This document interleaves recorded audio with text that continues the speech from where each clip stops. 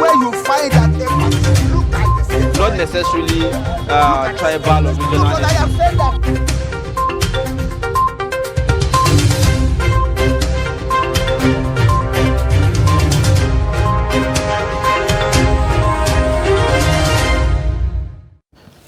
All right, welcome back. If you're just joining us, it's Daybreak on Trust Television, and we will now be looking at select newspaper headlines from select national dailies this morning, just to give us the pulse of the nation at this hour. And as usual, we will begin with the Daily Trust. Daily Trust, by the way, it's marking its 25th year of robust and credible journalism in Nigeria. And the headline here is with the incident in Zamfara. The Zamfara varsity adoption survivors narrate ordeal in the hands of bandits. My son, granddaughter, over 50 others adopted. Eyewitness. Varsity not fenced, poorly policed. Attacked the third on institution. You'll find the details of the story on page 4. And then you have a very disturbing photograph there of the front page of basically what one of my guests in the studio has described as escaping bad governance. Yeah, it's not exactly escaping hunger, or escaping a natural disaster, escaping bad governance. Exactly. And listen, I know the hyperinflation in Venezuela is something that we've never seen. I don't know in modern history any country that is going through what Venezuela is going. A lot of it is political, a lot of it is economic. With all the wealth that Venezuela has, there is no need for the people to be running away from the depression that is going on in that country. And I suppose the world needs to wake up to that reality that the sanctions against the Venezuelan government is only affecting people like that. The people in power are still able to navigate their ways. Yeah, so it's really counterproductive. Absolutely. So that's an eagle pass of U.S. Venezuelans crawl through a whole razor wire to cross into Texas on the United States-Mexico border. The picture, it's from AFP. And to other stories, Maulud, Tinubu, Shatima, Atiku, Akpabio, Barrow preach tolerance. Labour to embark on indefinite strike on the 3rd of October, and circumstances surrounding Mohbad's death will be unveiled in due time. This is coming from Naira Mali. Forest crisis, transparent rules are my immediate priorities. This is coming from Kadosu, was confirmed by the Senate yesterday. He's made so many promises. Yeah. I just hope he's able to keep them. Targets 1 trillion naira GDP in 8 years. But experts are saying he should reduce the interest rate environment. To other stories, Leah Sharibu dumps first husband, remarries another ISWAP commander. What a twist. What is happening to this girl is something that... it's incomprehensible. That is trauma of the highest order, exploitation of the highest order, and it's really sad, really. It is. And Shatima says the economy will pick up in 15 months. These are the major stories on the front page of the Daily Trust. Let's take a look at People's Daily for today. The front page of the People's Daily for today. All right, these are some of the stories. Eid al-Mawlud, Tinubu charges Muslims to imbibe virtues of Prophet Muhammad, peace be upon him, as federal government declares today, Wednesday, 27th of September, as public holiday. Our clean up CBN, obey regulations, target 1 trillion naira GDP in 8 years, according to the new CBN governor, Olayemi Michael Cardoso. Senate confirms new CBN alongside 4 deputies. State of the Nation, NLC, TUC declare mass action to down tools on October 3rd.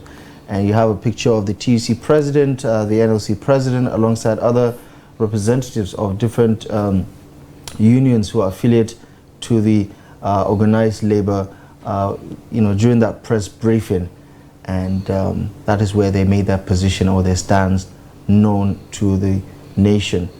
In other news, below the strip there, below the picture, abducted students, others will soon reunite with families. More of those students have been rescued from the Zamfara abduction at the Federal University of Gusau. Bureau the change. Reps move to ensure uniform exchange rates. How they're going to do that is something that I can't really wrap my head around. But more on that. Naira crashes to 1,000 Naira per dollar despite Tinubu's float experiment. It does look like it's still an experiment at this stage. Not a good one also. We must crush, okay, there's a typo there. We must crush illicit drug syndicates, according to Tinubu, from that Africa Heads of Drug Law Enforcement Agency meeting in Abuja. And Saudi ambassador harps on tolerance, injustice, confidence as kingdom's valued creed. So, in relation to the Hajj exercise that's coming up ahead, I think. All right, and moving on to The Guardian. Guardian is also marking 40 years of journalism. We have the major story staying there with development at the central bank. Cardoso faces Senate under FX pressure, loss of confidence. The things he has to deal with were mentioned there as the dollar, as you can see, hits the 1,000 mark. And that's it. We don't know much we take from The Guardian. Moving on. Yeah, to the leadership newspaper now. Let's quickly take a look at it as we wrap things up. Anxiety as Labour meets on indefinite strike today. No, I think this is from yesterday. Okay, so, I think there's a bit of mix-up. All right, so let's just wrap it up and bring in our go-to newspaper reviewer for today. And as you guessed it, it's Mr. Ben Sherman here to help us navigate some of these big stories from the front pages of the National Daily this morning. Mr. Ben, it's good to see you. Thank you very much for stopping by as usual. Very dependable, I must say. The most dependable newspaper reviewer. Thank you very much. Probably because I've retired and I have some energy more left. time, even though I'm now a student. Right. It's always good. I mean, they say learning is a lifelong experience. Exactly. Let's start with the front page of the Daily Trust newspaper then. It is very telling, isn't it, the insecurity situation. And we start in Zamfara, where survivors are narrating their ordeal in the hands of, bandits. But I'd like to start with one particular development that is becoming a new normal now with regards to the Zamfara situation. We know that the State Minister of Defense is the immediate past governor of Zamfara State, and right now there's a back and forth. Recently, Minister of Information and National Orientation alleged that the state government is trying to play politics with the insecurity in Zamfara State. And in reaction, the governor of Zamfara State is saying, listen, federal agents are the ones negotiating under the table, using back channels to negotiate with bandits as far as developments in Zamfara State is concerned. Give me your take on how that sort of dysfunction itself is playing right into the hands of bandits who are kidnapping more and more people in Zamfara State.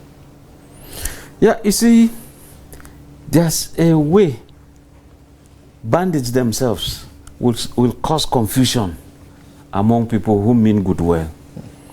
Now, here we are, we're seeing students being kidnapped. And what will government different be doing? State government, federal government. If the federal government feels, look, Zamfara is still, and is, of course, an entity of the federation called Nigeria, yes, the army can go in there. Now, did they go there and do they need to take permission from the governor? Okay, he's the chief security officer. Should he know?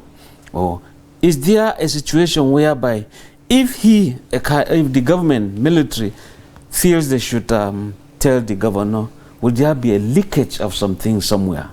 Now, the military is being accused of negotiating behind the scene, behind the governor, so to speak. And that's why the political angle comes in there. Matawali just left defeated as a sitting governor. Now you have Dauda on ground, who is from PDP. And of course, from different political parties, there's bound to be that conflict of interest. Who really is in charge? But at the expense of what? People's lives. I think at this point, everything possible, every instrument that needs to be used to ensure that there is peace, not just in Zamfara State, should be there. Do you think that dysfunction will affect the synergy needed to address the issues? Exactly. Especially because Matewale is Minister of State for Defense. Exactly. When you see these fingers, I was saying there's the need for cooperation. As you can see, these fingers dovetailing into one another, a kind of. So if you have everyone on board, if you have every security agency on board, and you cast away politics, I think we'll make forward. But a situation where an agency is moving positively, another one is trying to sabotage, if I put it that way, then there is a problem. I think they all have to be on board instead of this politicking. Dauda is still battling with his own case in court over whether he won or not won and all that. So for us, I think that lives of individuals, lives, property, life in particular is sanctity. I mean, sanctimonious kind of preaching, politics is no.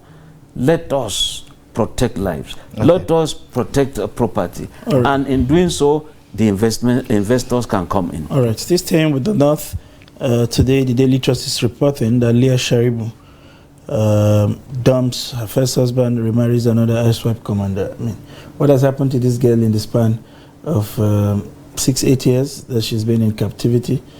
Can you help us unpack what exactly you think it's going on with her? I have an issue with that word, dumps, which means she is doing it voluntarily. When you dump, you know. They're saying that she obviously doesn't have a choice in the matter. You know, because if probably she was married by force, and what happened to the first husband? Has she the right to divorce her and him? And if she did, the other commander, so to speak, that has taken her, I mean, don't be surprised. This crisis, this kind of marriage will bring a conflict that will bring these commanders down. Mark my words. It has happened with Shakau. It happened when he was appropriating other commanders' wives too, when there was this breakdown, I mean, a schism, do I call it, between him and some other commanders. But again, you look at what the sociologists or psychologists will talk the Stockholm syndrome. As opposed to Lima syndrome. Did she, I mean, fall in love with those who kidnapped her? Does she have sympathy for them? And that would be the Stockholm. I mean, obviously. Then you have the Lima. If along the line, some people kidnapped her and just felt, oh, this is an innocent girl, let's protect her. And if it is Lima, why haven't you returned her to her rightful parents? I mean, it's obviously the former instead of the latter, but then again, there's the issue of indoctrination. She was kidnapped as a teenager, and now she's a young woman who, for the most part of her adult life, has lived in captivity. And for most people, this does signpost a very embarrassing fact that, you know, with all the successes, the fight against insurgents and bandits, this failure is still staring at us in the face, that this one lady whose name has become synonymous to the kidnapping by the Boko Haram insurgency or ISWAP itself is one problem that we've been unable to solve. Do you think getting this girl back, no matter the consequences, no matter what it takes, is key to waving the success flag to say that, you know, we've succeeded significantly? Because if we don't get her back, no matter how many communities we restore law and order to, it's still a failure that is going to stare us in the face. Now, let me just try to draw a kind of a parallel. Those days when defense building in Lagos went aflame, you could see flame. A colonel said, look, those flags standing there, for these flags to go aflame, I have to rescue those flags. What are those flags? That's the symbol of this country. People said, don't. This guy went in there and removed those flags and came down with them. What did he get? A clap. Of course, he didn't expect any monetary or rank kind of a thing. Now, what am I trying to say? Is there no crack team that can unravel this? With all these arsenals of communication. Look, as we are seated here, if someone calls me or any of us here, let's say with MTN, there is a cell, there's a mask around this area that receives. Then you trace, where is it coming from? Maybe in Bolonkutu, in Maiduguri. Okay, you trace around there. Now, you do what you call a secondary a cordon of the area. You zero in up to when you get the primary place and you get some of these things. Why are we doing this? Sometimes, even those given tracking machines, they commercialize it.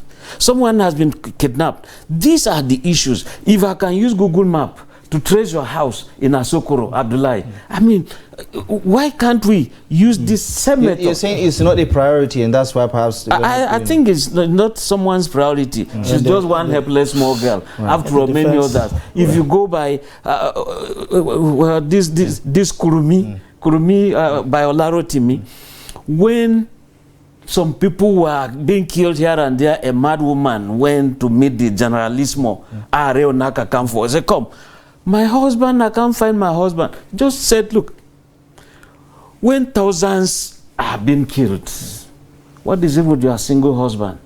I think we shouldn't imbibe that kind. One single life matters. All right.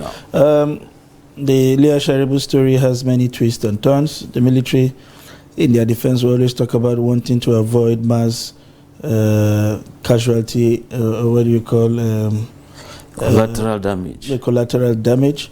But there were also stories in some quarters, not exactly confirmed, that said the last batch of returnees whose freedom were negotiated, that she was given the opportunity to leave, but she chose to stay back. We are not sure how valid some of these narratives are until the day she probably comes out and tells us the story of her journey in captivity. Moving on to other stories. Sorry, let me just inject something. I don't know who is saying that, but I do know something close to it happened around Maiduguri areas.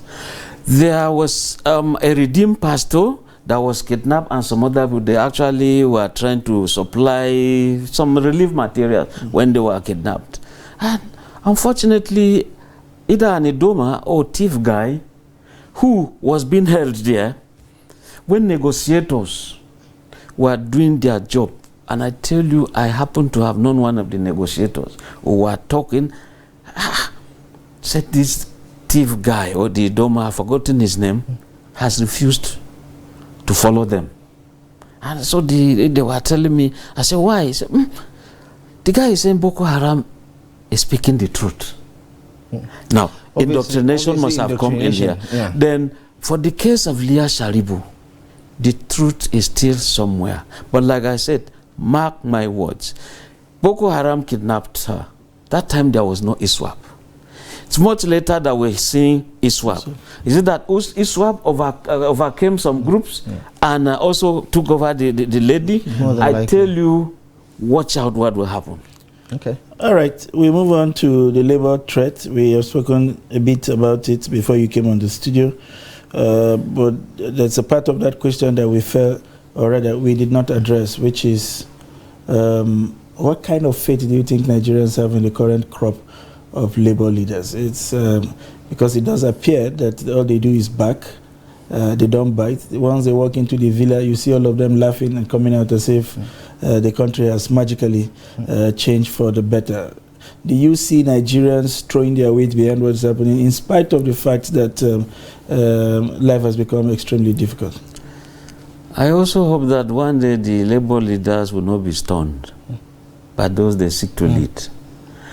Because sometimes you go these negotiations, you don't see anything coming out, you are promised, come back again, you go, you said, oh, there was no breakthrough, nothing, oh, labor stages a walkout, you know, there's deadlock, no progress.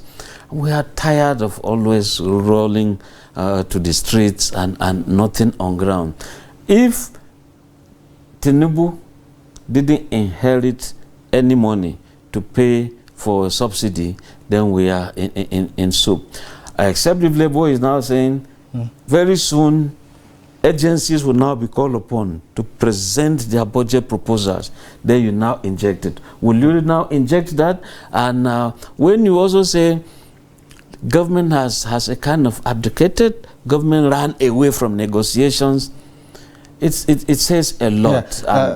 There are some who are saying that Labour, has some checkered past. Like for instance, during the Adwa Jonathan administration, when they, collected those Jinchen bikes for civil servants at 800,000 and sold it at 120,000 during those days. That it's reminiscent of the conversation we're having right now, where the government is talking about CNG and Labour is talking about CNG, but they're looking at it from different perspective as far as what it will cost for those conversions to take. Do you think that both parties are actually making their best case for Nigerians? In a few seconds, if you can. Now, you see, those days too, when Labour would be vibrating, sometimes you see them vibrating in the daytime, in the night, they now say, see, government, what are we going to do? Peg this. You are going to bring down this price to this. But tell Nigerians, let's say you want to sell it for 10 naira per litre. Now, Labour would negotiate, they say, okay, put it 15. So that by the time we call our strikes, our movement here and there, you bring it down to this 10 naira. It's already a kind of negotiated. They don't have, there's no trust, or not trust, but there's a deficit of trust, that they don't trust the government. Honestly, look, trust has actually traveled out of Nigeria, out of very many Nigerians, because there is no facet of life where you can say, these are the people we trust, these are the people we can kind of surrender our destinies to. So it's like everyone to himself, then we'll have one God for us all. Right. And, interesting. It's what not better easy. way to seal their conversation? Everyone to himself, or every man to himself, God for us all. I want to thank you very much for finding time to be here. And I wish you a fitting celebration. Well, every day is public holiday for you now, given where you stand. Well, I've told you, I'm now a student. The way you said it, it doesn't sound like a compliment. But anyway, I'm now a student, but I still have to burn fuel. Deservedly, you have your rest. And we've been speaking with Mr. Ben Sherman, former Director of News at the Voice of Nigeria, still looking strong and willing to rule. And that's the much we can bring to you on today's episode of the program. It's been a wonderful conversation. We hope to continue this tomorrow. Find time to be part of all other offerings of the Trust TV for the remaining part of the day. I am Sunday Michael Ogu. Thanks for joining us. My name is Abdullahi Ahmed. Thank you for your time and good morning.